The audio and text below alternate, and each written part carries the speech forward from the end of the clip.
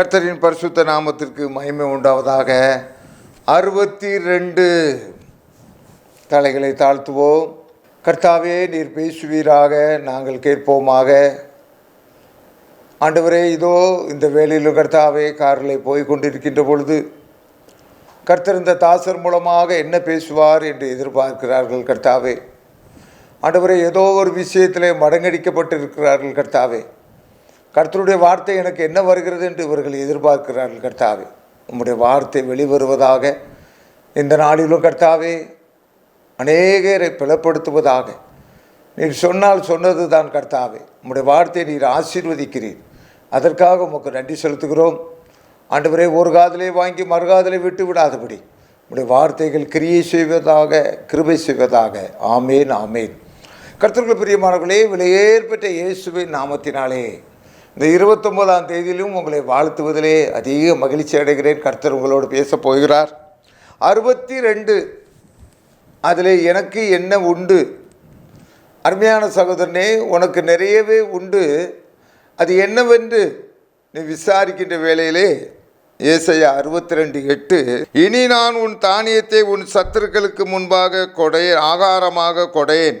உன் பிரயாசத்தினாலாகிய உன் திராட்சை ரசத்தை அந்நிய புத்திரர் குடிப்பதில்லை என்று கர்த்தர் தமது வலதுகரத்தின் மேலும் தமது வல்லமைகளை புயத்தின் மேலும் ஆணையிட்டார். What a wonderful word! என்ன அருமையான வார்த்தை தம்பி. இவ்வளவு நாள் நீ புலம்பிக்கிட்டே இருக்கிறிய, ஒரு பைசா மிச்சம் எடுக்க மாட்டேங்குது, நான் ஓடி போகிறேன், 38 வருஷமாக அவன் இருக்கிறான், அங்கே என்ன ஒரு 38 வருஷமாக யோவான் 5ஆம் அதிகாரத்தில் அந்த சகோதரருக்கு வந்த வேதனை என்னென்னா, இவர் இறங்கலான்னு நினைக்கும் போது அடுத்தவர் வந்து இறங்கிடுவார். ஓ வாழ்க்கையிலையும் இதே கதை தான். இந்த வேலை நமக்கு தான் நீ எதிர்பார்த்துட்டு அடுத்தவன் தட்டிட்டு போயிடுவான்.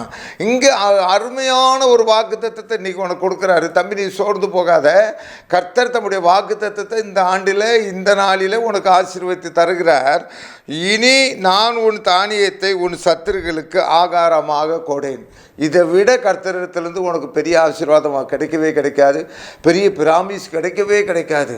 உன் சத்துருக்களுக்கு ஆகாரமாக கொடைன்னு என்னொன்று சொல்கிறாரு, உன் பிரயாசத்தினாலாகிய உன் திராட்சை ரசத்தை அந்நிய புத்திரர் குடிப்பதில்லை என்று கர்த்தர் தமது வலது கரத்தின் மேலும் தமது வல்லமையுள்ள புயத்தின் மேலும் ஆணையிட்டார். அன்பான மகளே, தம்முடைய வலது கரத்தின் மேலும் தம்முடைய வல்லமை உள்ள புகத்தின் மேலும் இதோ இந்த ஜனவரி 29ஆம் தேதி உன்னை பார்த்து தான் ஆணையிட்டு கொண்டிருக்கிறார். சோர்ந்து போய் இருக்கிறையே, கடவுள் இல்லை இல்லை எனக்கு என் ஜெபலாம் கேட்கப்படலன்னு இன்றைக்கு தேவன் உனக்கு உன்னோடு பேசி கொண்டிருக்கிறார். உன் ஜெபம் கேட்கப்பட்டு ஆகிவிட்டது. உன் கோரிக்கை நிறைவேற்றப்பட்டு ஆகிவிட்டது. ஆண்டவராகிய இயேசு கிறிஸ்து சொல்லுகிறார், இனி உன்னுடைய வீட்டிலே வருமானம் அதிகரிக்கும், வீணான செலவுகள் வராது, உன்னுடைய கையின் அந்நியர் சாப்பிட விட மாட்டார்கள். இதை கர்த்தர் சொல்லுகிறார். வேற யாரும் சொல்லலாமா? நீ நம்பி இருக்கிற, நீ ஆராதித்து கொண்டிருக்கிற சர்வ வல்லமை உள்ள தேவன் யெகோவா என்கிற நாமத்தினாலே இன்றைக்கு உனக்கு அறியப்படுகிறார். உன் குடும்பத்துக்கு அறியப்படுகிறார். உன் கையின் பிரயாசத்தை எப்படா இதுவரைக்கும் சுரண்டி கொண்டிருந்தானே, அந்த சுரண்டெல்லாம் இன்னும் நடக்காது. லாபான் நினைச்சான் யாக்கோபு சுரண்டலான்னு நினைச்சான், ஆனால் அங்கே சுரண்ட முடியலை. இந்த 2023ஆம் ஆண்டு உனக்கு ஹைலைட்டாக பெரிய ஆசீர்வாதமாக, இதை விட ஆசீர்வாதம் உனக்கு எனக்கு கிடையவே கிடையாது. உன் கையின் பிரயாசத்தை நீ சாப்பிடுவாய். இதனுடைய வெளி அர்த்தங்களை பார்க்கின்ற வேளையிலே உள்ளர்த்தம் இப்படியாக இருக்கின்ற போது வெளி அர்த்தம் என்ன வருகிறது? உன் கையின் பிரயாசத்தை நீ சாப்பிடுவாய். உன் வியாபாரத்தினுடைய வருமானம் உனக்கு கிடைக்கும். உன் வியாபாரத்திலே உன்னை யாரும் ஏமாற்ற முடியாது. உன் தொழிலே உன்னை யாரும் ஏமாற்ற முடியாது. கர்த்தர் பேசி கொண்டு இருக்கிறார். உன் தேவனாகிய கர்த்தர் உன் வலது கையை பிடித்து, நீ பயப்படாதே, நான் உன்னோடு கூட இருக்கிறேன். நீ ஆறுகளை கடக்கும் போது அவைகள் உன்மேல் பொருளுவதில்லை. நீ அக்கினியிலே நடந்தாலும் வேகாதிருப்பாய். கர்த்தர் சொல்லிக் கொண்டிருக்க, இப்பொழுதே விசுவாசி, இப்பொழுதே விசுவாசி. உன்னுடைய வருமானம் டபுள் மடங்கு அதிகரித்து விடும். உன்னுடைய குடும்பத்தில் சமாதானம் டபுள் மடங்கு அதிகரிக்கப் போகிறது. ஒரு பெரிய ஆசீர்வாதத்தினுடைய காரியத்தை ஆண்டவர் சொல்லிக் கொண்டிருக்கிறார். உன்னுடைய பிரயாசத்தினுடைய பலனை அந்நியர் புசிப்பதில்லை. இன்றைக்கு நாட்டிலே நடக்கிற காரியம் என்ன? வீட்டில் நடக்கிற காரியம் என்ன? அவன் பிடுங்கிக்கிட்டான், இவன் பிடுங்கிக்கிட்டான், எனக்கு வர்ற வருமானத்தை அவன் அபகரிச்சுக்கிட்டான். இதுதான் ஐயா பெரிய கொடுமையாக இருக்கிறது. ஆனால் தேவாதி தேவன் இன்றைக்கு பேசி கொண்டிருக்கிறார். இன்றைக்கு உன்னை நோக்கி பேசி கொண்டிருக்கிறாய். வருத்தப்பட்டு அலைந்து கொண்டிருக்கிறையே, எல்லா பொருட்களையும் இழந்து கொண்டிருக்கிறையே, உனக்கு தேவ சமாதானம் உண்டாக கடவுது. உன் குடும்பத்திலே நல்ல காரியங்கள் நடக்க கடவுது. கர்த்தர் உன்னை வாழாக்காமல் தலையாக்க போகிறார். கர்த்தருடைய வார்த்தையை எடுத்து வந்து உன்னிடத்திலே சொல்லி கொண்டிருக்கிறேன். பைபிளை எடுத்து நீ ட்ரெயினில் போயிட்டு இருக்க, நீ வீட்டுக்கு போகணுன்னா ஏசாயா 62:8 எடுத்து வாசி. அதை உனக்கு சுதந்திரமாக வைத்துக்கொள்.